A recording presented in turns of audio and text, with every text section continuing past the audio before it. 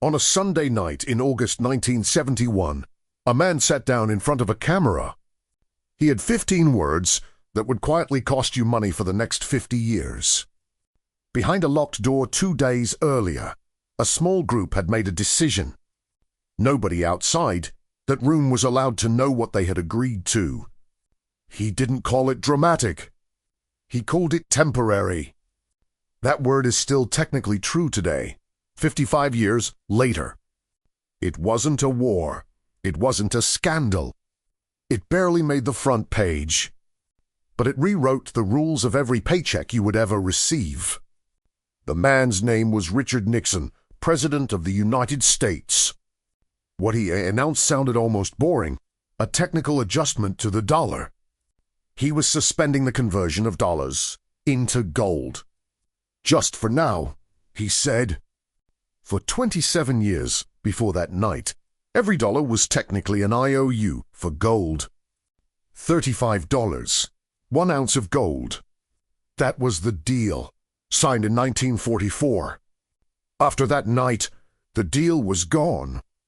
Nobody voted on it. You were not in that room. Neither was your grandfather. But the decision made in that room is still charging you every single day. For most of human history, money was something you could physically hold. Gold, silver, coins with actual weight, pulled out of the actual ground. To make more of it, someone had to dig, smelt, and mint. Took Jimmy that took vert. That put a natural speed limit on money. Now look at what backs the dollar in your pocket right now. Nothing you can dig up, nothing you can hold. Just trust. And trust, unlike gold, can be created with a few keystrokes. No mining, no smelting, no natural limit at all. When you get paid, your brain still reads that number as something solid, something earned, something safe, something you can rely on. But that number is only as real as the promise sitting behind it. And promises, unlike gold bars, can be printed as many times as needed. This is not a conspiracy theory. It's literally how the system was redesigned. And once you see the redesign, the rest of the picture falls into place. Rewind to 1944. World War II was ending, and the world needed rules. Delegates from 44 countries met in a small town called Bretton Woods. They agreed on one simple anchor, the US dollar, backed by gold. Every other currency would be pegged to the dollar. The dollar was pegged to gold. $35 bought 1 ounce, guaranteed, no matter who was asking. For a while, it worked. The dollar became the world's most trusted paper. But America kept spending. Vietnam, social programs, decades of running deficits. More dollars went out into the world and there was gold to back them. Other countries noticed. France, in particular, started asking for their gold back. Ships were literally sent to collect gold bars from the United States. The math stopped working. There wasn't enough gold to cover every dollar out there. So on August 1971 Rewrote. It was called Camp David. Officially, it barely exists on public maps. Inside were the Treasury Secretary, the Fed Chairman, and a handful of advisors. For 2 days, they debated one question in complete secrecy. Let the dollar collapse under its own promises, or quietly break the promise. They chose to break it. Quietly, on a Sunday, when markets were closed. By the time markets opened Monday morning, the rules had already changed. No vote in Congress, no public debate beforehand. Just an announcement. That announcement is the 15 words from the beginning of this video. And once it aired, the dollar was no longer a claim on gold. It became something else entirely, a promise backed only by more promises. Economists call this kind of money fiat, Latin for let it be done. It has value only because a government declares that it does. No mine required, no smelting required, just a decision and a signature.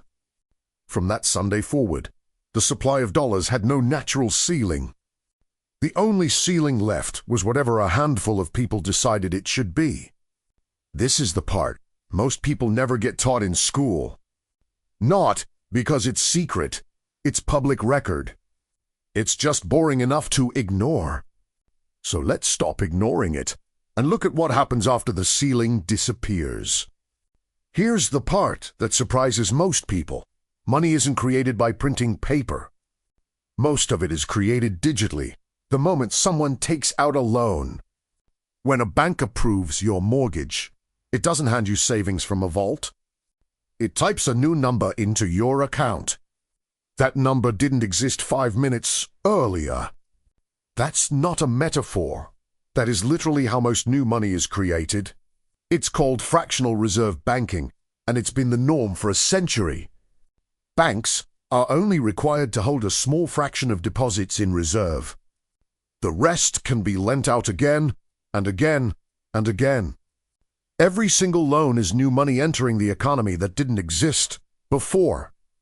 That's how the total amount of dollars can grow far faster than gold ever could. The institution that decides how loose or tight this gets is the Federal Reserve. It sets the interest rate, the price of borrowing money in the first place. Lower that price, and suddenly everyone wants to borrow at once. More loans means more new money, chasing the exact same amount of stuff. When more money chases the same amount of stuff, prices for that stuff go up. That rise in prices has a name you already know: inflation. But here's what most explanations leave out. Inflation doesn't hit everyone at once. New money doesn't fall from the sky evenly onto every bank account. It enters the system through a very specific door first. That door belongs to large banks, big institutions, and the government itself. This idea has a name too. Economists call it the Cantillon Effect. Whoever is closest to the source of new money spends it before prices rise. They buy real estate, stocks, businesses at yesterday's prices. By the time new money trickles down to an ordinary paycheck, prices have already moved. You're not spending new money at old prices. You're spending old money at new prices. That gap between money's creation and prices catching up is where the cost lands. And it lands, quietly, on people who were never in that room to begin with. This isn't a fringe theory. You can watch it happen with real numbers. In March 2020, the Federal Reserve's balance sheet sat around $4 trillion. By 2022, it had nearly doubled to almost $9 trillion. That new money didn't appear in your paycheck first. It appeared in asset markets first.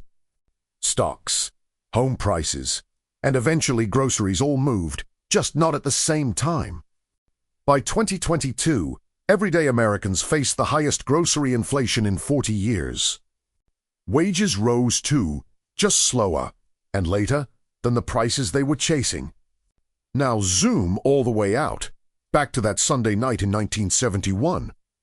$1 from that year, adjusted for everything since, is worth less than 13 cents today.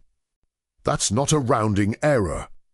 That's roughly 87% of its value quietly gone.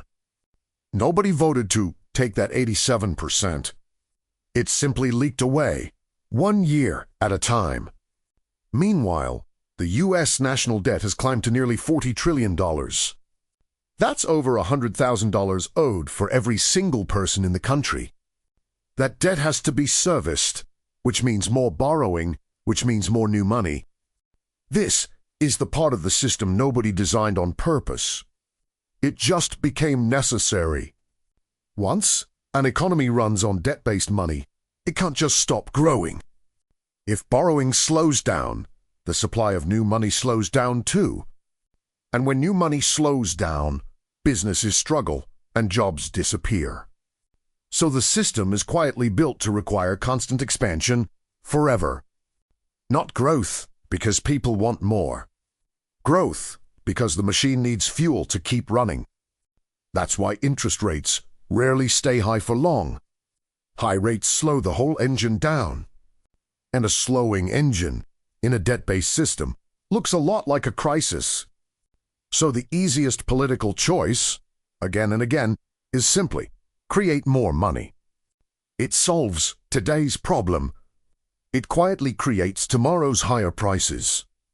Nobody who benefits from this needs to be evil for it to keep happening.